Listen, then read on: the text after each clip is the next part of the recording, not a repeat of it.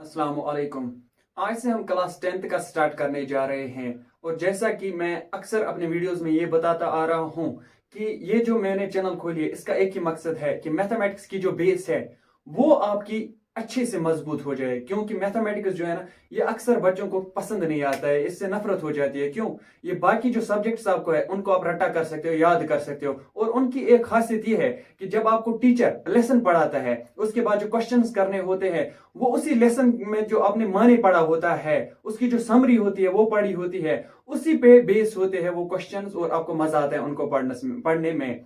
और मैथ्स का क्या मसला है, आप बेसिक्स को जाने बगैर, बेसिक्स आप थोड़ा बहुत पढ़ लेते हो, हल्का सा, मतलब कुछ ना के बराबर आप बेसिक्स पढ़ते हो। और फिर आप क्या करते हो, जब आप एक्सरसाइज पे आते हो आपका सर के ऊपर से जाता है वो क्वेश्चंस, आपके सर के ऊपर से जाते हैं, आपको अच्छे से समझ नहीं आते। मसला क्या होता है कि आपने बेसिक्स अच्छे से क्लियर नहीं किया है। इस चैनल का मकसद यही है कि आपके जो बेसिक्स है मैथ्स का, इसको जड़ से हम मजबूत करेंगे, ठीक है। और ये जो बेसिक्स है इसको समझने के बाद आप खुद देखिएगा कि कितना मजा आएगा आपको एक्सरसाइज के क्वेश्चंस करने में। अब डिपेंड है आप पे कि आप कितना सपोर्ट करोगे हमें और आप किस तरह से अपनी रिएक्शंस दोगे, कितने कमेंट्स आएंगे और कमेंट्स में आपका क्या जवाब आएगा, ठीक है। अभी आपको मैं एक एग्जांपल दूंगा जिससे आपको समझ आएगा कि बेसिक्स का मैथ के साथ क्या वास्ता है। अगर हमारे पास कोई विलेज होता है, हम विलेज कब कहते हैं, जब हमें किसी बस्ती में कुछ हाउसेस होते हैं, मान लीजिए हाउसेस हैं, ये एक एरिया है, ठीक है, यहाँ पर इतने सारे हाउसेस हैं। फिर हम इन हाउसेस की पहचान कैसे करेंगे, हम कहते हैं इस एरिया का कुछ नाम रखते हैं, इस विलेज का कुछ हम नाम रखते हैं ना। जैसे यहाँ हमारे एरिया में कितने विलेज है, सुहीपोरा है, गुंडीसना है, बाकी सारे हलमतपोरा है, बहुत सारे। इसी तरह से डिस्ट्रिक्ट्स में बहुत सारे विलेजेस होते हैं। विलेज क्या होता है, विलेज जो है बजाते खुद में क्या होता है, उसके अंदर कुछ मकान होते हैं, हाउसेस होते हैं, और वो जमीन जो है उसका नाम होता है एक्चुअली में, ठीक है। तो विलेज एक, अगर अभी एक ही मकान है कहीं पे, इसको हम विलेज नहीं कहेंगे, ठीक है। जब कुछ 10-15 मकान मिल के बनते हैं जो मतलब विलेज बनाता है, ठीक है, फिर हम कहते हैं उसको ये विलेज है, इस विलेज का ये नाम है। इसी तरह जो आपका ये पॉलिनोमियल है इसके अंदर भी एक विलेज बसा हुआ है, बहुत सारी बस्तियां बसी हुई है। उन बस्तियों की जानकारी आप तक पहुंचना जरूरी है, क्योंकि जब आप उन बस्तियों के बारे में जानोगे अच्छे से तो क्या होगा, ये जो एक्सरसाइज इसकी है ये आप आसानी से कर पाओगे, ठीक है। तो देखिए क्या करना है, हमें बेसिक्स को मजबूत करना है। बेसिक्स हम कैसे मजबूत करेंगे वो आप इस चैनल से आपको फायदा मिलेगा, आप खुद देखोगे कि आपको कितना फायदा हासिल होगा इस चैनल से। बाकी रहा सवाल आपके सपोर्ट का, तो उम्मीद है आप अपना सपोर्ट भी दिखाएंगे। अब पॉलिनोमियल्स, इस टॉपिक पे आने से पहले हम इसके इर्द गिर्द का क्लियर करेंगे। हाँ, एक और एग्जांपल मैं दूंगा आपको। अभी देखिए, अगर हम मकान के अंदर रहते हैं फिर भी हमारा जो मकान के साइड वाला एरिया है हम उसको क्या करते हैं, उसकी भी सफाई करते हैं ना। क्यों करते हैं? क्योंकि हम अपने जो इर्द गिर्द का जो एरिया है उसको भी साफ रखते हैं। इसी तरह ये जो पॉलिनोमियल्स है इसकी इर्द गिर्द का एरिया है ना, उसको साफ आप कैसे करोगे, उसकी जानकारी लेके, उसके बारे में पढ़ के, ठीक है। इसकी बुनियाद जो है, ये जो पॉलिनोमियल है ये किस चीज पे टिका हुआ है, इसके पीछे क्या क्या चीजें हैं, किन किन चीजों का आपको पता होना चाहिए, वो आज हम इंशाल्लाह इस लेक्चर में सीखने जा रहे हैं। तो सबसे पहली चीज, जो पॉलिनोमियल्स आप एक्सप्रेशन लेते हो किसी भी शेप की, X square plus B X plus C, वहां हम नहीं जाएंगे। उसमें कुछ होते हैं नंबर्स होते हैं, वेरिएबल्स होते हैं, वो क्या होता है, कॉन्स्टेंट्स होते हैं, ये सब है क्या, इनकी असलियत क्या है, इनका काम क्या है, वो आज हम सीखेंगे। सबसे पहले हम कॉन्स्टेंट्स को देखेंगे। आप जो नंबर्स पढ़ते आ रहे हैं 1 2 3 4 बाकी सारे अप टू इंफिनिटी, या रियल नंबर्स जो आप पढ़ते आ रहे हैं, ये यूज होते हैं इस वाले चैप्टर में एज कॉन्स्टेंट्स। कॉन्स्टेंट्स क्या होता है, फिक्स, ये रहते हैं फिक्स। क्या रहते हैं? फिक्सड। क्यों फिक्सड रहते हैं? मान लीजिए अभी मैं यहां पर लिखता हूं 15, क्या लिखा मैंने, 15 लिखा, तो 15 का मतलब कितना होता है, 15 15 ही होगा। आप कह सकते हैं कि ये 16 होगा, नहीं ना, या 17 नहीं ना, क्यों, 15 है, 15 है तो 15 ही होगा ना, इससे कम होगा ना इससे ज्यादा होगा, बराबर इतना। मतलब कहने का ये है कि ये फिक्स रहेगा, इसमें कोई तब्दीली नहीं आएगी। और यही 1 2 जो है जो आप पढ़ते आ रहे हैं नंबर्स, यही इस चैप्टर में यूज होंगे। इस चैप्टर में या किसी भी टाइप की इक्वेशंस आप देखोगे उनमें क्या होगा, ये यूज होते हैं एज कॉन्स्टेंट्स, ठीक है। उसके बाद बात आती है वेरिएबल्स। आपने अल्फाबेट्स पढ़े ना, ABCD कहां तक, Z तक, ये आप पढ़ते आ रहे हैं। ये होते हैं यूज वेरिएबल्स। क्या होते हैं? Variables use. अब इनकी खासियत क्या है, एक वर्ड में अगर आप इनको एक्सप्लेन करोगे तो आप कह सकते हैं कि ये जो है ये बदलने वाले होते हैं। क्या होते हैं? बदलने वाले। या यूं कह सकते हैं ये चेंज होते हैं टाइम के साथ, चेंज विद टाइम। क्या होता है, इनको टाइम के साथ ये तब्दील होते हैं, चेंज होते हैं। कौन, वेरिएबल्स। ठीक है, पहला आपने क्या सीखा, कॉन्स्टेंट्स क्या होता है, और ये नंबर्स जो है ये यूज होते हैं कॉन्स्टेंट्स। उसके बाद वेरिएबल का हमने पढ़ा। अब देखिए तीसरा पॉइंट जो है, इसमें डिग्री भी आएगी, डिग्री का पता होना चाहिए। डिग्री जो है इसको हम कहेंगे हाईएस्ट पावर। अभी पावर की डेफिनेशन नहीं पता है तो एक और चीज आप याद रखिए, हाईएस्ट ऑर्डर। क्या लिखेंगे इसको, हाईएस्ट ऑर्डर।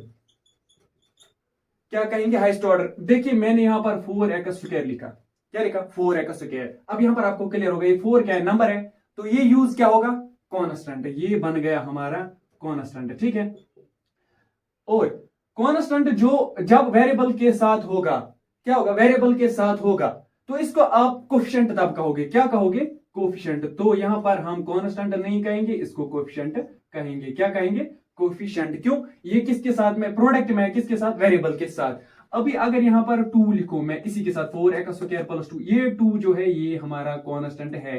अब आप कहेंगे सर यहां पर आपने वेरिएबल ये कोफिशिएंट कहा, यहां पर आपने कॉन्स्टेंट क्यों कहा, इसके साथ वेरिएबल कोई है नहीं है ना, तो ये कॉन्स्टेंट हुआ। इसके साथ वेरिएबल है तो ये इस वेरिएबल का क्या बनेगा, कोफिशिएंट। ठीक है, तो 4 को हम क्या कह सकते हैं, कोफिशिएंट ऑफ x²।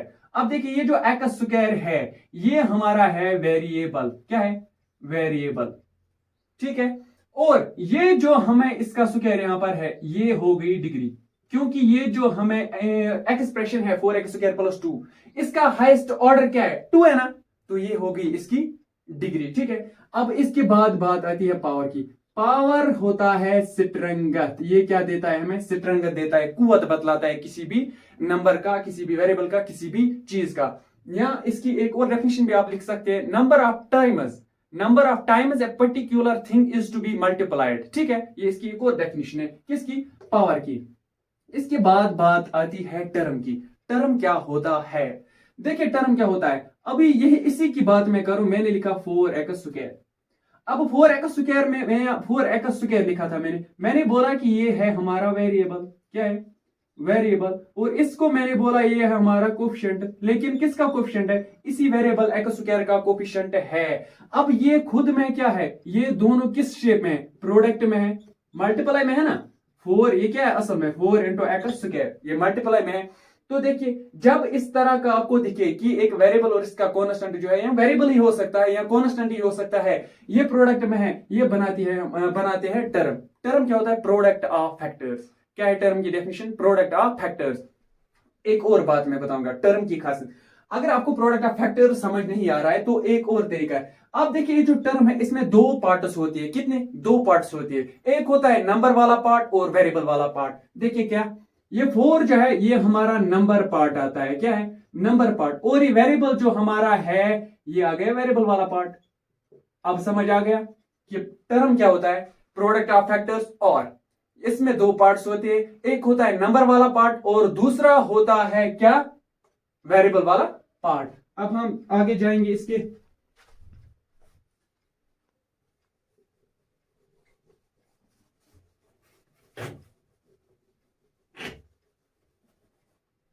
अब देखिए हम बात कर रहे थे टर्म्स की, किन की, टर्म्स की। अभी मैंने लिखा 4x², ये भी टर्म है, 2x² ये भी टर्म है, 16480 या कोई भी नंबर लिखूं ये भी टर्म है।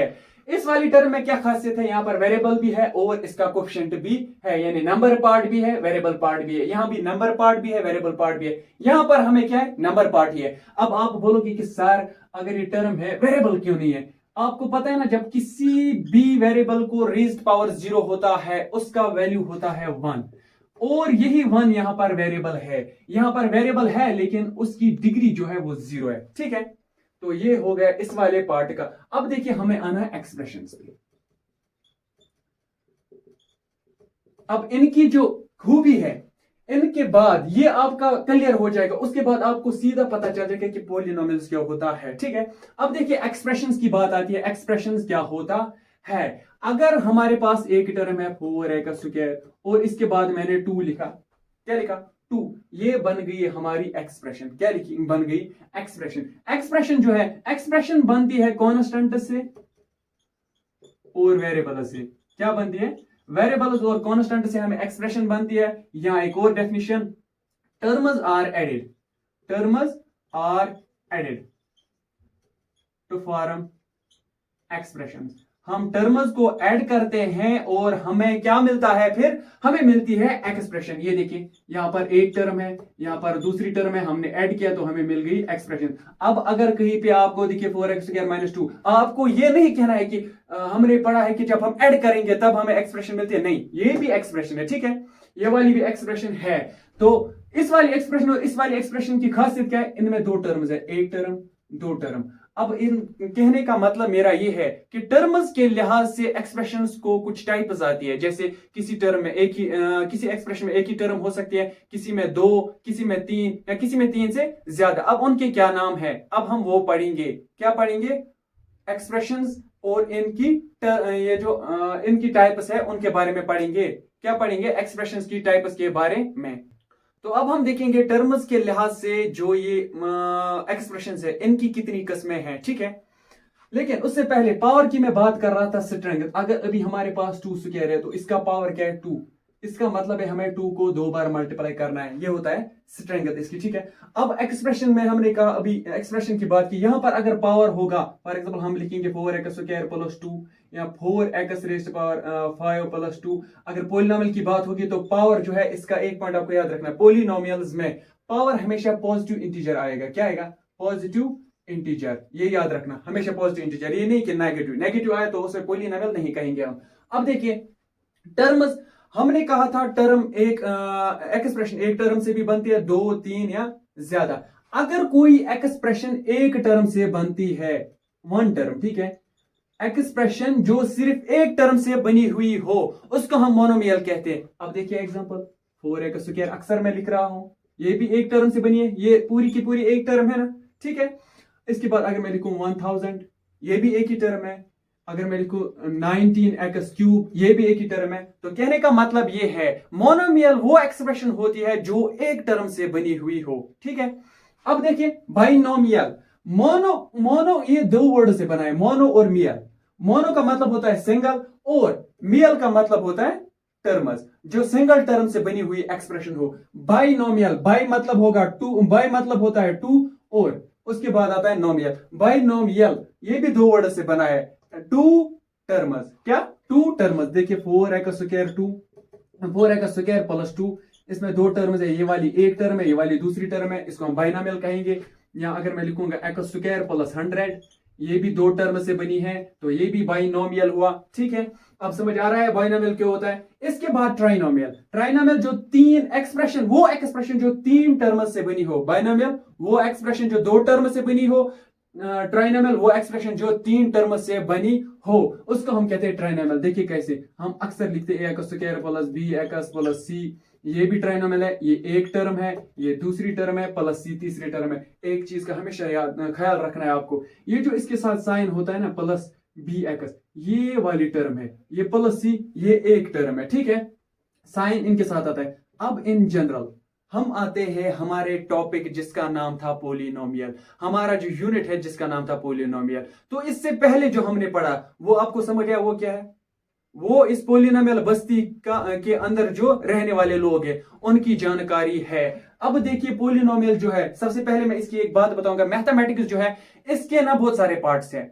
उनमें से कुछ पार्ट्स के नाम यूं है, अलजेब्रा आता है, कोऑर्डिनेट ज्योमेट्री आती है, और उसके बाद देखिए ये जो पोलिनोमियल है ये किस वाले पार्ट में आता है, ये आता है अलजेब्रा में। किस में आता है, अलजेब्रा में पोलिनोमियल आता है अलजेब्रा। स्टैटिस्टिक्स भी मैथमेटिक्स का एक पार्ट है, बहुत सारे पार्ट्स हैं। पोलिनोमियल आता है अलजेब्रा। अब पोलिनोमियल की डेफिनेशन क्या लिखोगे आप, या पोलिनोमियल इनके हिसाब से आपको पता चला एक टर्म 2 टर्म। पोलिनोमियल होता है वो एक्सप्रेशन जो एक या एक से ज्यादा टर्म से बनी हो। मतलब देखिए क्या है, ये मोनोमियल क्या है, ये भी पोलिनोमियल है।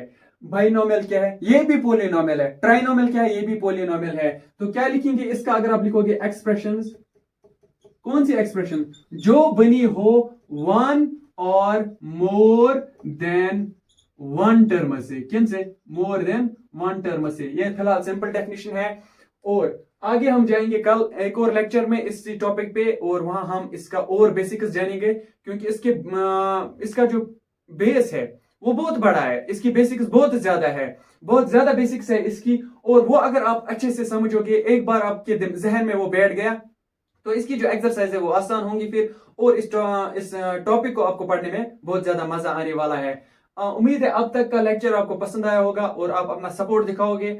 और हम क्या करेंगे, एक और इंट्रोडक्शन लेक्चर इस पे जरूर जाने वाला है, ठीक है। इसका अभी हमें रूट्स के बारे में पढ़ना है, रूट्स की रिलेशनशिप के बारे में पढ़ना है, और एक्सप्रेशन पॉलिनोमियल की डेफिनेशन के बारे में पढ़ना है। अभी मैं आपको बेसिक्स दे रहा था आज, ठीक है। ये डेमो लेक्चर था, क्या था, डेमो लेक्चर। अब हम मिलेंगे हमारे नेक्स्ट लेक्चर में, तब तक के लिए खुदा हाफिज।